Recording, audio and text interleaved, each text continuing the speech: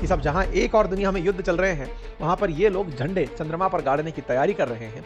Mission का नाम Artemis है, लॉन्च करने वाली संस्था का नाम नासा है। 54 साल बाद ये कारनामा हो रहा है और इसके बाद अगला कारनामा ये मंगल ग्रह पर करेंगे। नासा जब आर्टेमिस 2 मिशन भेज रहा है तो नील आर्मस्ट्रांग और उसके बाद में भेजे गए 10 और यात्री जो चंद्रमा पर उतरे थे, ऐसा जो बताया गया था कि साहब 50 साल बाद जाकर अब क्यों नासा चेत रहा है और अपना मिशन शुरू कर रहा है। ये रॉकेट जो जलता जा रहा है इसका नाम ईएसए है। इसके ऊपर ये जो व्हाइट कलर का निशान है इसका नाम ओरियन है। इस ओरियन में 4 अंतरिक्ष यात्री बैठे हुए हैं। ये मुश्किल से उड़ करके 150 किलोमीटर जाएगा और ये हट जाएगा। इसके बाद की जो यात्रा है ये ऊपर व्हाइट कैप्सूल जिसका नाम ओरियन है ये पूरा करेगा। असल में पहले जो मिशन थे ना उनका नाम अपोलो था, अब वाले मिशन का नाम आर्टेमिस है। कहते हैं कि ग्रीक माइथोलॉजी के अंदर अपोलो और आर्टेमिस जुड़वा भाई बहन थे।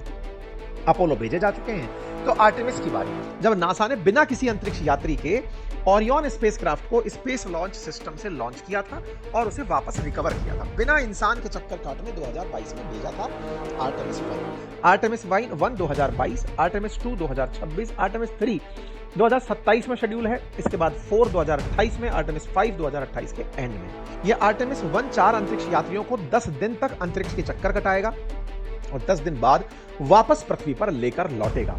ये चक्कर काट के चंद्रमा पर चले आएंगे लेकिन चंद्रमा पर रुकेंगे नहीं, उतरेंगे नहीं। ये चंद्रमा का जो दूरस्थ हिस्सा है जिसे आप और हम नहीं देख पाते, उसके चक्कर काटते हुए आएंगे, तस्वीरें खींचते हुए चंद्रमा की लेकर आएंगे। लगभग 11.5 लाख किलोमीटर की यात्रा इन 10 दिनों के अंदर होने वाली है। Reid Wiseman, Victor Glover, Christina Koch और जेरेमी हैंसेन। यानी कि ये धरती से जब लॉन्च होकर निकलेगा तो निकलकर पहले धरती के निकट और फिर दूर, निकट और फिर दूर और फिर निकट और दूर होते होते और फिर एक बड़ा सर्कल ले लेगा और पृथ्वी के गुरुत्वाकर्षण से बाहर होकर चंद्रमा के गुरुत्वाकर्षण क्षेत्र के अंदर फेंक दिया जाएगा। कुछ इस प्रकार से ये यहाँ पर पृथ्वी से, और जब चंद्रमा की पिछली ओर जाएगा, क्योंकि धरती से आप फ्रंट देख पाते हैं, तो ये यहाँ की तस्वीर खींच करके फिर वापस लौट करके इस तरह से चला आएगा कि 10वें दिन ये वापस धरती पर लौटेगा और प्रशांत महासागर में आकर गिरेगा, जहां से इसे रिकवर नेवी के द्वारा किया जाएगा और सारे यात्रियों को वापस बाहर निकाल लिया जाएगा।